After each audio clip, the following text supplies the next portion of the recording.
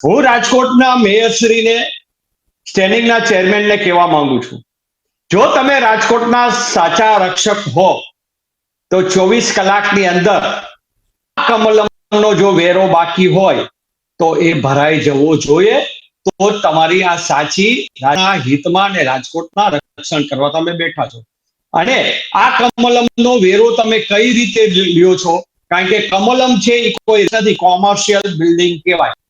અહીંયા કોમર્શિયલ કાર્યવાહી થઈ રહી છે, તો એના એના પ્લાન મુજબ એનો કોમર્શિયલ વેરો વસૂલવો અને એ વસૂલાત કરીને મેયર અને સ્ટેન્ડિંગ કમિટીના ચેરમેન દેખાડે તો જ આ રાજકોટના રક્ષક તરીકે કહેવાય. બાકી બને એ રાજીનામું દઈ દેવું જોઈએ. કારણ કે પોતાના ઘરની અંદર જ તમે તમારા વેરા ન ભરો અને ગામને તમે વેરા ભરાવતા હો તો ત્યારે પેલા પોતાનો છે એ ધોયેલો ન હોય તો તમે બીજાને શું કહેવા જશો કે તમારા શર્ટ ધોયેલા નથી?